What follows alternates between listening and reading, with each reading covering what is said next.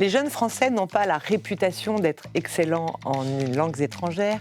Pourtant, c'est devenu un critère essentiel pour réussir sa scolarité et ses études dans l'enseignement supérieur.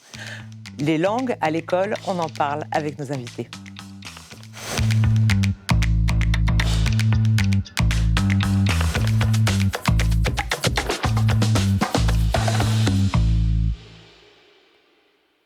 Lorraine Ourcade, vous êtes directrice marketing de ETS, l'organisme qui certifie les étudiants, ETS, avec le TOEIC.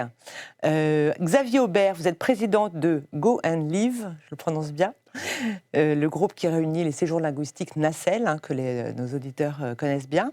Monica Fierro, vous vous occupez de l'enseignement des langues dans une école de commerce où l'anglais a pris toute sa part, l'EDC. Et Emma Ferrand, journaliste au Figaro étudiant. Bonjour. Alors Emma, les langues n'ont jamais été aussi importantes pour cette jeune génération ? Oui, et surtout depuis la réforme du bac, puisque chacune des 2 langues que doivent choisir les élèves est coefficient 3 en première et en terminale. Et parmi toutes les langues enseignées, eh bien, il y en a une qui a plus la cote que les autres, c'est l'anglais. Au total, selon le ministère de l'Éducation nationale, 95% des élèves choisissent l'anglais comme LV1, c'est-à-dire comme première langue étrangère, qu'ils étudient donc dès la 6e. Ensuite, 72% choisissent comme LV2 l'espagnol et 16% l'allemand. Aussi, l'enquête PISA menée par l'OCDE évaluera le niveau des élèves en anglais dès 2025. C'est dire comme les langues prennent de l'ampleur en classe, sans compter les séjours linguistiques qui se sont largement développés ces dernières années et qui permettent aux élèves de partir à l'étranger pendant leurs vacances pour s'amuser, certes, mais surtout pour découvrir une nouvelle langue et une nouvelle culture. Il y a plusieurs aides qui existent pour permettre d'obtenir des bourses pour ces fameux séjours linguistiques. Il y a la caisse d'allocation familiale, la ville, la région, etc.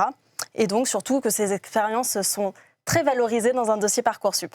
Et après le bac aussi, tout est fait pour mettre en avant les langues ? Bien évidemment, et notamment dans certains domaines d'études. Je pense notamment aux écoles d'ingénieurs où de nombreux programmes ou cours sont disponibles en anglais. Et puis il y a aussi toutes les écoles de commerce qui proposent des programmes 100% en anglais. Et cela se comprend. Pourquoi ? Parce que les écoles ont la volonté de s'internationaliser. Et donc déjà, elles accueillent de nombreux étudiants, que ce soit en échange ou sur un programme en entier. Et puis, il y a surtout la volonté de préparer les Français à développer leur carrière à l'international. Alors, il y a évidemment des certifications qui existent, comme AACSB pour les écoles de commerce. Et puis, en école d'ingénieur aussi, les élèves ont la possibilité de partir faire un stage dans différents laboratoires, aux États-Unis ou au Canada. Et puis, on n'y pense pas assez, mais il y a aussi les déçus de Parcoursup qui sont nombreux aussi à préférer partir à l'étranger, notamment chez nos voisins du Royaume-Uni ou en Espagne, pour faire leur bachelor. Et puis, il y a également les applications telles que Duolingo qui se sont largement développées et qui ont permis aux jeunes de se challenger entre amis pour développer leur niveau en anglais ou dans d'autres langues. Alors si avec ça on ne devient pas bilingue, Lorraine Ourcade, vous certifiez, vous évaluez les Français depuis des générations. Moi je l'ai fait à mon époque. Vous êtes aux premières loges pour savoir si le niveau d'anglais des Français s'améliore. Alors effectivement, la certification TOEIC est la plus utilisée en France, puisqu'elle va servir à valider les diplômes de nombreux parcours, école d'ingénieur, école de commerce, et elle sera même utilisée en critère de sélection à l'entrée de ces mêmes cursus. Alors donc nous, il faut savoir que 70% des candidats au test TOEIC sont des étudiants, et donc ils ont moins de 25 ans. Et ce qu'on a constaté jusqu'au Covid, c'était une amélioration du score moyen, qui se situait aux alentours de 750. Et on a constaté une diminution sur l'année entre 2021 et 2022. Une diminution en fait chez les étudiants qui représentent donc le plus gros contingent de nos candidats. Donc et ça c'est sur toute la France, sur tous les établissements, sur toutes les filières. Donc c'est vraiment une baisse qui est générale et que nous on attribue aux conséquences en fait sur les apprentissages qu'a eu la pandémie de Covid. C'est-à-dire le fait de ne pas être allé en cours, ça a eu des conséquences difficulté dans toutes les matières, y compris dans les langues étrangères. Absolument. Donc, c'était la difficulté à participer en cours, le décrochage qu'on a pu constater avec des cours en ligne, la difficulté de pouvoir se déplacer, aller en séjour linguistique. Tout ça a contribué à un appauvrissement en fait, de l'apprentissage de l'anglais pendant ces années. Et on le constate aujourd'hui. Donc on espère pouvoir remonter la pente. Voilà, exactement. Ce qui est assez sidérant, alors Monica Fierro, vous travaillez dans une école de commerce, j'ai une ancienne étudiante d'école de commerce qui me disait, alors je suis retournée dans mon école, j'étais sidérée de voir autant d'étrangers, que tous les cours étaient en anglais, c'était pas du tout comme ça à mon époque. Alors c'était une ancienne étudiante d'HEC, mais elle a trouvé que les écoles avaient beaucoup changé. Alors c'est quand même curieux de voir que les Français, on ne brille pas encore pour nos connaissances, alors que l'enseignement supérieur, c'est une obligation. Tout à fait. On va y arriver à l'objectif. En tout cas, je pense que c'est bien de remarquer qu'il y a une prise de conscience déjà de la part du gouvernement, et des mesures ont été prises en 2022, comme vous en parlez, dans le cadre de PISA 2025, de choses qui se font pour renforcer l'enseignement des langues déjà à l'école. Donc il y a une bonne prise de conscience sur l'importance depuis les plus jeunes âges, depuis la maternelle, d'un éveil linguistique. L'anglais, on est censé en faire, alors moins, mais quand même un peu au maternel et en primaire. Bien sûr, exactement ça. On commence avec une LV1, l'anglais notamment, puis une LV2, et au lycée même la possibilité d'une LV3, donc c'est énorme. Ce que nous on fait à l'EDC, par exemple, c'est proposer de plus en plus aux jeunes la possibilité d'être confrontés dans des situations de communication en anglais. Donc nous avons par exemple des parcours qui sont en full anglais, donc de English ça track. c'est vraiment généralisé. Tout à fait, pour nos bachelors. Dans les écoles de commerce. Programme Grande École, il y a des échanges obligatoires en deuxième année, on a des ateliers linguistiques, on a tout un tas de possibilités en fait pour encourager nos étudiants à bien sûr apprendre l'anglais dans un cadre formel, mais aussi de profiter de tout ce qu'ils peuvent faire en contexte informel en anglais. L'EDC, c'est une école qui post-bac. Tout à fait. Donc vous avez des étudiants qui sortent du bac. Comment vous les trouvez ? Est-ce que leur niveau, c'est la cata ? Le niveau est très varié, vous imaginez bien. Donc on peut avoir des étudiants qui ont des lacunes plus importantes que d'autres. Notre objectif est effectivement à la fin de leur parcours. Le programme Grande École, par exemple, leur exige un niveau B2, donc TOEIC à 785 minimum. Et on y travaille, en fait, on les prépare, on les accompagne avec des plateformes aussi d'apprentissage en autonomie pour qu'ils arrivent à cet objectif-là. Et également pour les bachelors, en fait, ils sont accompagnés pour qu'ils arrivent, pour sinon, qu'ils atteignent on ne peut pas avoir niveaux. son diplôme si on n'a pas une certification 700. Tout à fait. C'est la même chose pour les écoles d'ingénieurs, je crois. Tout à fait. Absolument. Et ça se comprend parce qu'en fait, si on veut être compétitif, si on veut décrocher un bon emploi, si on veut vraiment s'ouvrir au monde, accéder au savoir, ne serait-ce qu'il faut maîtriser la langue étrangère par préférence, c'est l'anglais. Xavier Aubert, vous occupez de séjours linguistiques qui ont beaucoup souffert pendant le Covid. Comment a évolué la demande ? Alors, combien de jeunes sont partis avec votre organisme cette année ? Avec l'organisme au global, sur toutes nos catégories de produits, en France comme à l'étranger, nous avons fait voyager 120 000 jeunes en 2020. Nous allons faire voyager 120 000 jeunes en 2024. D'accord, c'est énorme. Et comment évolue l'offre ? Est-ce que les parents sont toujours OK pour envoyer leurs enfants à l'étranger ? Est-ce que c'est quelque chose... Nous avons la chance dans notre groupe d'avoir énormément de formules, énormément de pays de destination, avec des niveaux d'intensité de cours plus ou moins importants, des niveaux d'activité plus ou moins importants. Et en fait, on arrive à trouver, en fonction des attentes à la fois des parents et des jeunes, les séjours qui conviennent le mieux.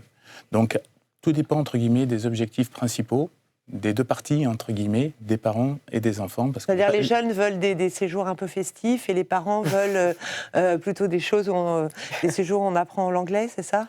Il n'y a pas de généralité, mais on va dire quand même que malgré tout, ça reste des séjours pendant les vacances et il faut quand même trouver un compromis pour que tout le monde puisse, entre guillemets, y trouver un petit peu son compte. Donc c'est assez la force de nos organismes, c'est qu'on arrive à trouver, malgré tout, des séjours où il y a toujours, bien sûr, la langue. Ce qui est très important, c'est aussi lors d'un séjour linguistique d'aller chercher la culture, l'immersion, être dans un univers où on sort de sa zone de confort et où on est confronté à la langue constamment. Oui, alors que je vois aussi des formules où on apprend l'anglais dans le Périgord, en Normandie. C'est un peu surprenant quand même. Nous avons ça chez nous également, puisqu'en fait, nous organisons des séjours... L'American Village. L'American Village, effectivement, nous organisons des colonies de vacances pour les jeunes dans lesquelles l'ensemble du personnel est bilingue ou natif, et on parle anglais à tout moment. C'est-à-dire, on fait des cours en anglais, mais à midi, on parle anglais, les activités sont en anglais, les veillées sont en anglais, et donc, c'est de l'anglais ludique à la méthode un petit peu anglo-saxonne, hein, c'est-à-dire puisque c'est très axé sur l'oral, très axé sur l'encouragement et sur la confiance en soi et sans quitter le pays. Sans quitter le pays. Mais on a aussi, pardon, je vous coupe, des formules où on a des immersions dans des familles anglophones. Où on natives. ne croise là aucun Français. Aucun Français, voilà. Emma, pour des jeunes qui veulent être en immersion, justement, on en parlait, en immersion totale pendant leurs années lycée, ça c'est une demande aussi, et des jeunes qui veulent aussi partir, quitter un peu leur famille, ils peuvent expérimenter l'initiative des UWC. De quoi s'agit-il exactement ? Alors, UWC pour United World College, effectivement, ça permet à des centaines de lycéens de partir faire leurs années lycée à l'étranger, donc dans un lycée d'un autre pays. Il existe aujourd'hui 18 lycées UWC.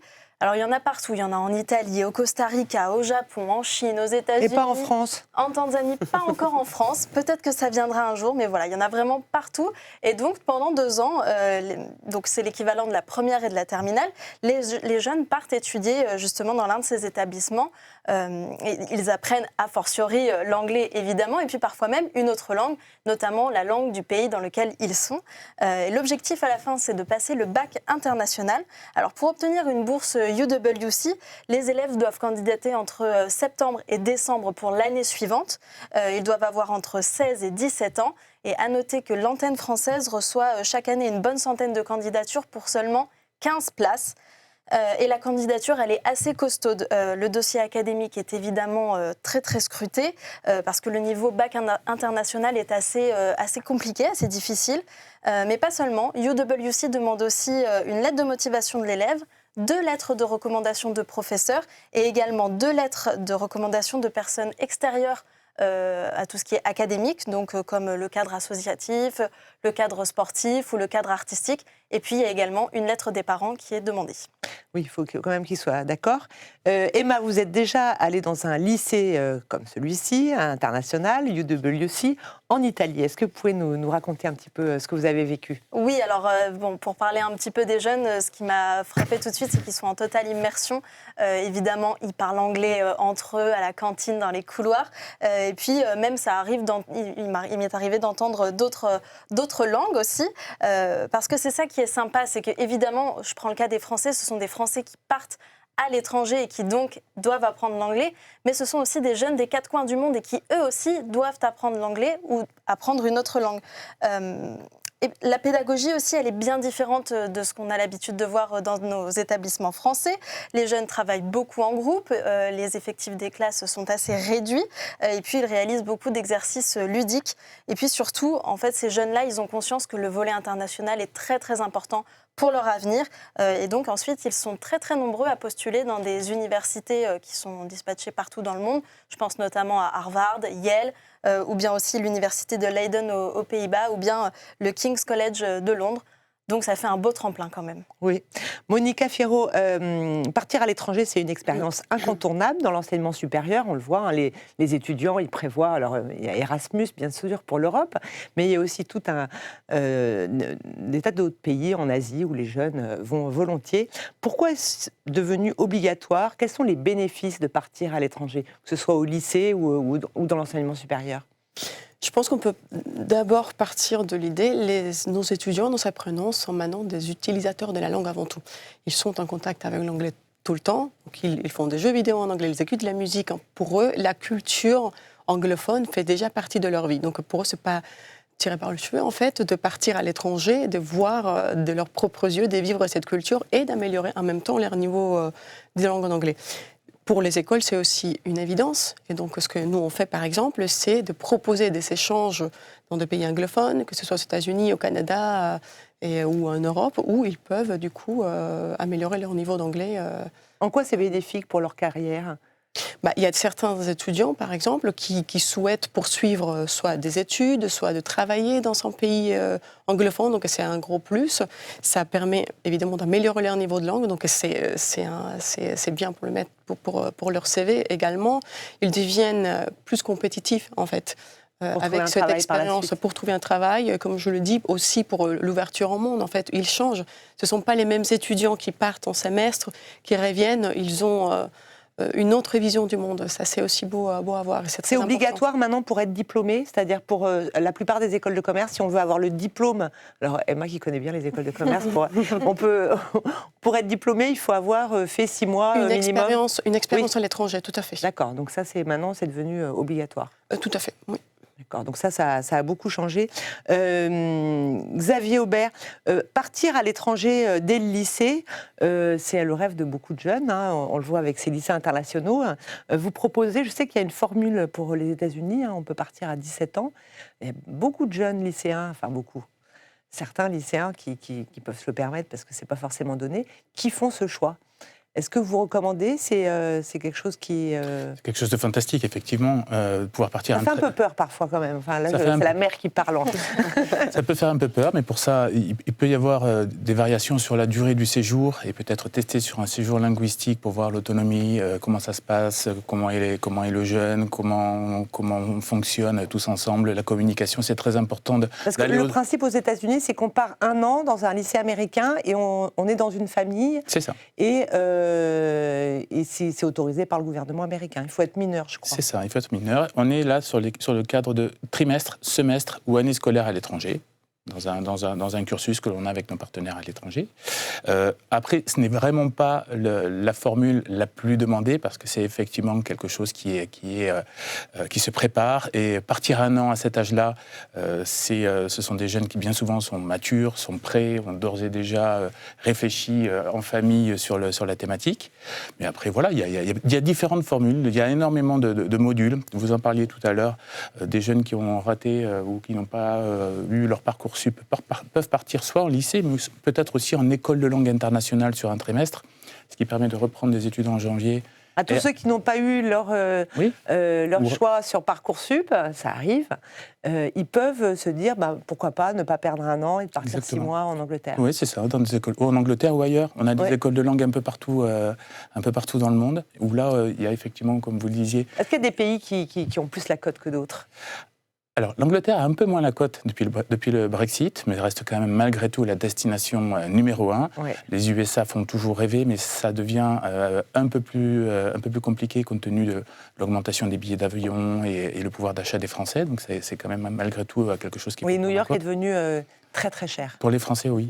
Malgré tout, voilà, Malte est la destination sur laquelle on a retrouvé par contre les standards d'avant 2019, c'est-à-dire que cette année, Malte, l'anglais au soleil, on en parlait un petit peu tout à l'heure. Vendeur. Voilà, c'est vendeur. Et puis, c'est quand même maintenant des... On n'apprend pas l'anglais d'Oxford quand même à Malte, il faut le reconnaître. Il faut dire que c'est quand même un peu plus détente, mais les professeurs sont certifiés, ont bien souvent fait des écoles au Royaume-Uni et sont, de toute manière, à Malte, c'est la langue du pays aussi.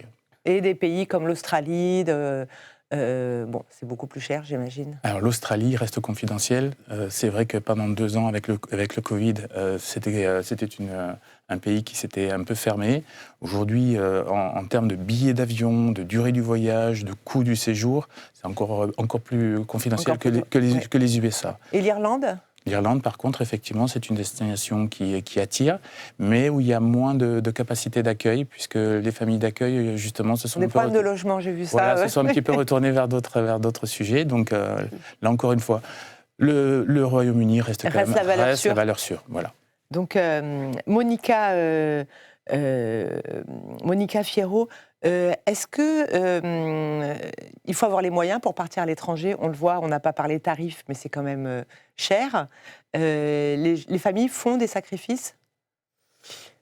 Je ne dirais pas de sacrifice, je pense que c'est un projet en fait de vie finalement quand un étudiant entre en une école de commerce et tout ça est prévu dès les débuts en fait. C'est un projet, si je veux que mon enfant parte à l'étranger et qu'il vise cette opportunité, je prévois tout à un coup finalement.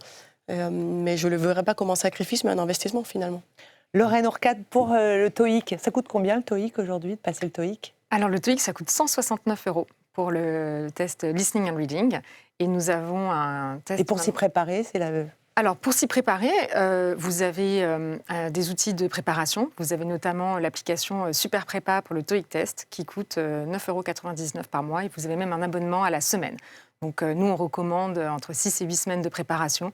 Voilà, donc l'application, c'est vraiment ce qu'il y a de plus sympa, de plus ludique pour les jeunes pour se préparer. Et donc, vous pouvez le faire. Et justement, les applications, vous recommandez, enfin, ça a énormément parlé de Duolingo, enfin, c'est les applications pour apprendre toutes sortes de langues étrangères, c'est assez fascinant, les podcasts. Là aussi, qu'est-ce que vous proposez dans cette veine-là? Alors, nous, on ne propose en application, donc avec DigiSchool, que la Super Prépa, et c'est vraiment la préparation au test. Donc, c'est des questions, des tests blancs, voilà, chronométrés ou non. L'apprentissage de l'anglais, c'est encore un autre métier. Nous, on a un devoir d'impartialité en tant que certificateur. On ne se permet pas de recommander une application. De recommander, de juger. On considère que la richesse de l'offre est importante, qu'il n'y a pas une méthode mieux que les autres pour apprendre l'anglais, que chacun a des appétences différentes, des modalités d'apprentissage différentes. Mais après, voilà, il faut trouver la bonne méthode pour soi en fonction des critères que sont le temps que vous avez à y consacrer, l'objectif que vous vous fixez et votre budget. Est-ce qu'on passe encore le test, parce que je l'ai passé il y a longtemps, dans des salles ou est-ce qu'on le fait maintenant à distance? Est-ce que ça a changé, ça, le mode de passage? Moi, je me rappelle, on allait dans une salle à Paris et puis on passait le test. Alors, ça existe encore. Et il y avait une feuille avec des petits trous. Enfin, je ne sais pas si vous l'aviez passé à l'époque, mais voilà, ça se passait comme ça. Voilà, sur papier. Comment ça a évolué? Absolument. Donc aujourd'hui, vous avez la possibilité de vous rendre dans un centre de test où vous pouvez passer un test papier-crayon et remplir votre questionnaire. À l'ancienne. Ou à l'ancienne. Ou ce qui se fait en grande majorité, c'est un test sur ordinateur. Donc voilà, chacun va à son rythme. Mais pas à distance, on ne le fait pas chez soi. Alors, c'est possible de le passer à distance, mais ce n'est pas encore quelque chose qui est ouvert au grand public. D'accord. C'est possible de le passer à distance si votre école... il y a un accord avec une école de commerce ou d'ingénieur. Exactement, parce qu'on a de la surveillance à distance. Donc, c'est possible si votre école vous propose cette modalité, ou l'organisme de formation peut aussi proposer donc le passage du test à distance. Voilà. On espère que ce sera disponible pour le grand public, voilà, vraiment dans l'année à venir. J'ai bien fait de poser la question alors. Et est-ce que aujourd'hui, lorsqu'on a un bon score, ça permet de faire quoi? On peut partir étudier à Harvard. Enfin, ça ouvre les portes de grandes universités. Absolument. Toutes les grandes universités mondiales exigent ce type de certification. Donc, toutes les universités qu'elles proposent tout ou partie de leurs cours en anglais vont demander à leurs futurs étudiants de prouver leur niveau d'anglais. Donc, c'est important de pouvoir attester avec un test reconnu voilà, votre niveau. Et après, chacune va placer le curseur là où elle le souhaite. Donc, HEC, l'ESSEC vont vous demander 850 points, mais une autre école va avoir un autre critère. Et vous avez après le critère de la diplomation. Et il y a des écoles françaises aussi qui exigent... Et bien sûr, il y a des écoles françaises, même si les cours sont 100% en français, qui vont l'exiger. Voire des employeurs, je ne sais pas si c'est le cas. Est-ce que justement, on parle de l'école, mais quelqu'un qui n'aurait pas le niveau, est-ce qu'il peut être envoyé en séjour linguistique aussi par son entreprise? Alors on déborde un peu, mais ça peut être un jeune aussi. C'est exactement le cas, c'est-à-dire des jeunes, des étudiants qui veulent préparer une entrée dans une école de commerce ou autre, ou alors des préparent un concours, en fait. Oui, des professionnels qui souhaitent soit accéder à de nouvelles offres d'emploi ou qui ont une promotion. Et on a des formules de préparation au TOEIC dans nos écoles de langue à l'étranger, avec le passage du TOEIC en suivant. Ah oui, d'accord, tout en un. On passe 15 jours, 3 semaines en Angleterre, et après on passe le TOEIC à la fin... Et ça donne de bons résultats? J'avais fait ça, moi. Je suis vous êtes devenu président de société, et voilà. Et à l'époque, j'étais parti avec Nacelle, quand j'étais étudiant en école de commerce, à l'étranger, pour justement passer une préparation au TOEIC et passer le TOEIC. Donc Nacelle, c'est vrai, a envoyé beaucoup de jeunes aux États-Unis en particulier. Depuis le début, Nacelle a fait voyager plus de 500 000 jeunes Français vers l'étranger, et le groupe 3 millions. Donc vous imaginez le nombre de personnes qui sont parties avec nous. C'est énorme. Un dernier mot, l'enseignement supérieur, est-ce qu'on va faire toutes nos études en anglais désormais? Est-ce que c'est ça l'avenir? Non, c'est pas tout à fait ça, mais par contre, renforcer l'anglais chez nos jeunes, oui. On continuera à avoir D'accord. des parcours anglophones, certainement, mais je pense qu'on va plutôt essayer de faire un pont, je l'ai mentionné rapidement. Et aussi en allemand, en espagnol, en chinois? Tout à fait, ça va dépendre de besoins finalement de l'apprenant, de projets d'études, tout va dépendre. En fait, on privilégie pour le moment l'anglais. Oui, mais il y a d'autres langues. Mais il y évidemment. aura, tout à fait, et en fonction de projets, ça peut être l'allemand. Même parfois, ça peut être un petit l'espagnol. plus d'avoir une langue pas très connue, Tout à fait. Tout à fait. un peu plus rare, même On si a le maintenant chinois dans n'est nos pas collèges rare. internationaux, on a du coréen par exemple, c'est assez intéressant. Donc je pense que tout évolue et en fonction des besoins et de la réalité qu'on vivra, ça évoluera. Mais l'important à mes yeux, c'est de faire. On a le contexte formel et on y met les moyens maintenant. On a des mesures qui sont prises, on a une prise de conscience. Mais il faut également dire à nos jeunes, écoutez, les langues et l'anglais qui est partout, vous l'apprenez tout le temps. C'est pas Tous les qu'à jours, l'école. à la Vous radio, profitez sur du Internet. temps que vous avez en cours pour poser vos questions et profiter de la présence de votre prof. Mais vous pouvez apprendre tout seul, tout le temps. Merci beaucoup. Merci Monica Fierro de l'EDC, Lorraine Ourcade de ETS pour TOEIC, Xavier Aubert, président de Go & Live Nacelle, et Emma Ferrand, journaliste au Figaro étudiant. Je vous dis à très bientôt pour une nouvelle émission de Pareil d'école sur le Figaro TV Île-de-France. À très bientôt.